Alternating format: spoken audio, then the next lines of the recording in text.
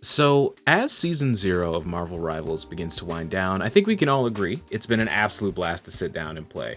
Multiple very niche characters that people have hardly ever heard of and never really interacted with, like Squirrel Girl or Jeff the Landshark, are some of the most powerful ones on social media. But as a lifelong comic book fan, my biggest question was what exactly is happening in the story of Marvel Rivals? We hear our planet sized narrator, Galacta, talking about quite a few things during the matches and startup screens, but they go by so damn fast, it's hard to know exactly what she's talking about and where exactly Doctor Doom fits into all of this, because we know he fits somewhere. My friends, join me as I delve into the surprisingly in-depth story of Marvel Rivals and talk about which hero might be released next, based on where the story is now and where it'll be going in Season 1. My name is The Riddler, wrong universe I know, and this is the story of Marvel Rivals. Chapter 0, Where We Stand. The timeline of Marvel Rivals begins on December 6th, 2024, the launch date of the game conveniently. Dr. Victor Von Doom, on a yet-to-be numbered by the storied Earth, has incited another grand plan of his, this time in an effort to break one of the only cosmic shackles he's never been able to avoid, time itself. For those who know Doom and his character, you know that this isn't exactly an unachievable feat. The good doctor has been on the winning side of multiversal efforts to control everything, but even so, Doom is never a satisfied man. In my hands, reality became nothing more than a set of building blocks. History, a thread to be woven at will. But time, that mischievous child, outfoxed me in its play. Reluctantly, Doom must admit defeat. A passage from the Book of Doom. So it seems that Time has gotten the best of Doom, but unbeknownst to him, Time plays quite the trick on Victor Von, perhaps to show up his insolence for believing that he could capture something, or maybe even just because Time found it funny. It just so happens that another Doctor Doom from another timeline was performing the same exact experiments, but Time was not meant to be shackled. By anyone, to be sure, but certainly not by two people at once. Time being aligned means that if one person has full control of it, another person surely cannot. See, in the Marvel Universe, while there are multiple realities and worlds, certain cosmic entities only exist as one singular being. Uatu the Watcher, for example, there's only one of him for all of the timelines and realities in this particular multiverse. It seems that time works the same way in this story, so when the two separate Dooms try and take control of time at once, it kind of breaks reality. It's similar to a few things that we see the TVA say about the time stream in the MCU. While the timeline can branch and splinter, at the end of the day, it's all one big old time tree. Speaking of time trees, we'll get to that very soon in the story, but staying on topic, the second Doom hails from the year 2099, which is a pretty important year both in the comics and in the canon of the game.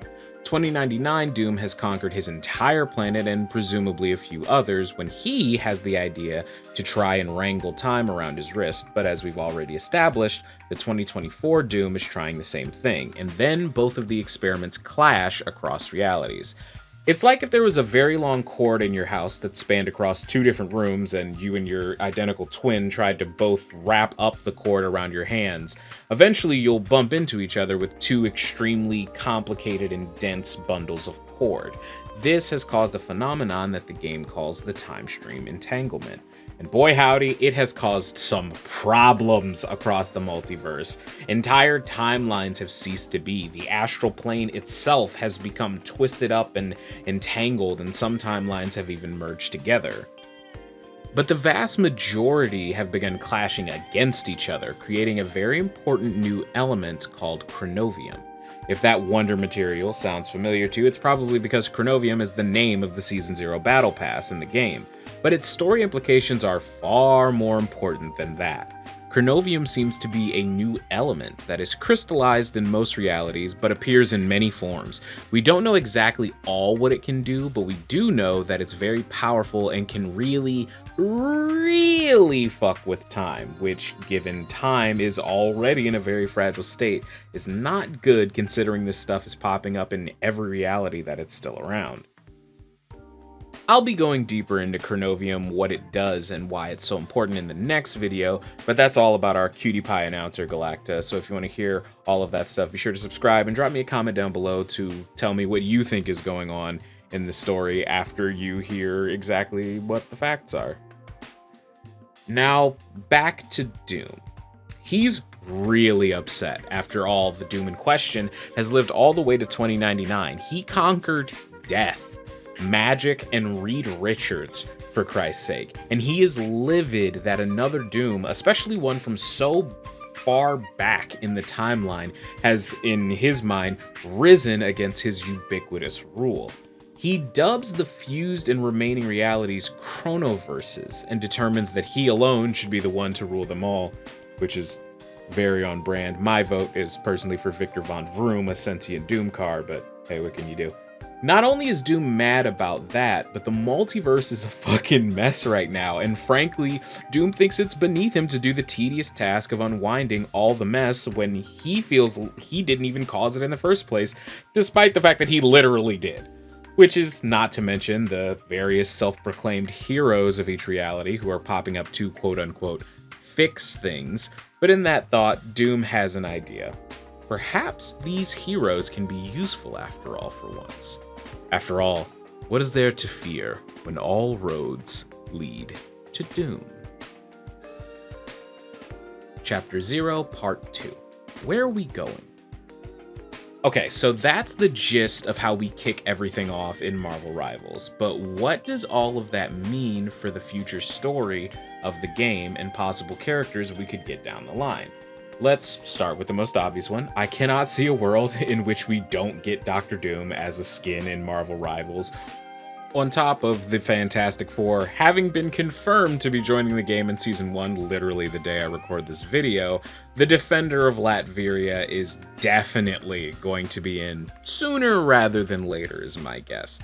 Another character I think we may be getting is a more of a semantic one, but with all this talk of Chronovium and time stream entanglements and all of that stuff, I wouldn't be surprised if we got Kronos in Marvel Rivals. And for those who don't know, in the Marvel Rivals universe, and the Marvel universe in general, Kronos is an Eternal and the grandfather of Thanos, the Mad Titan.